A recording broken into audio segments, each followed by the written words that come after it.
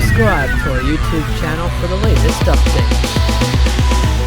Cyclone Anika is slowly moving south-southeast off the Western Australia coastline this afternoon. It is also just off the Northern Territories coastline, but we're expecting a landfall, a Category 2 landfall that is in the Western Australia region. It is a Category 1 cyclone right now with winds of 85 kilometers per hour at 60 miles per hour, 1-minute winds with a pressure of 987 hectopascals.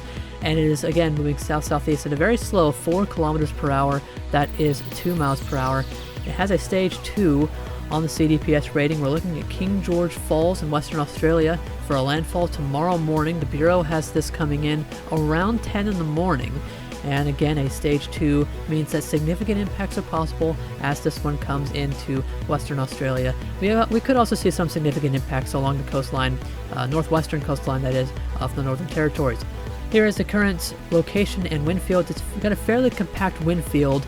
You saw the blow-up of convection on the satellite imagery at the beginning. It looks like the center is positioned on the eastern side of that, maybe indicative of some potential wind shear, but we'll have to see how that is. But you can see the distances and warnings in effect.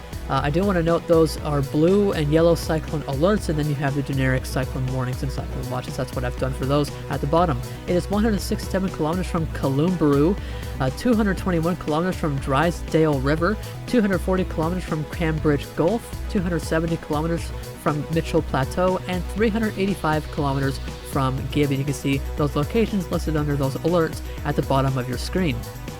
Here's the current forecast cone from the Bureau of Meteorology. You can see the cyclone warning and cyclone watch in effect, expecting a Category 2 cyclone once again to come in around 10 in the morning tomorrow along the Western Australia coastline, maybe passing near Kalumburu before heading maybe out to sea again, where some models are hinting at the potential of maybe some re-strengthening.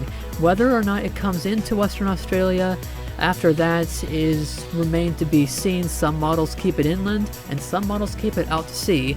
We'll just have to see exactly how it plays out. The sea surface temperatures, either scenario, looking very warm. We're looking very warm here, maybe 29, 30 degrees Celsius on the sea surface temperatures there. So this is certainly looking favorable in the sea surface temperature realm for intensification.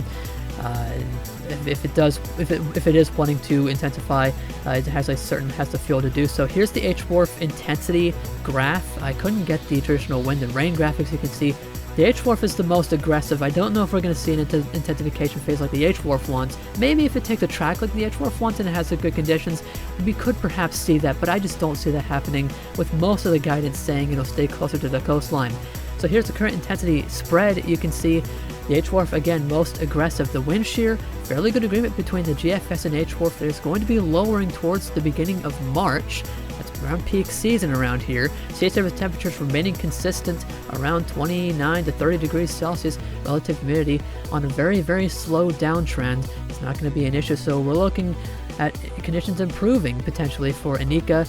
We'll have to see how that plays out. Here's the current satellite imagery. It's looking pretty good. If you look at infrared, which it's about to switch to right now, it's got a really good blow-up of convection. But again, it looks like the current official position has it on the eastern side of that blow-up of convection. So we'll have to see exactly how this storm plays out. But either way, we're looking at a significant impactful storm coming into Western Australia, and maybe even some of those significant impacts stretching into the Northern Territories in Australia. Stay safe.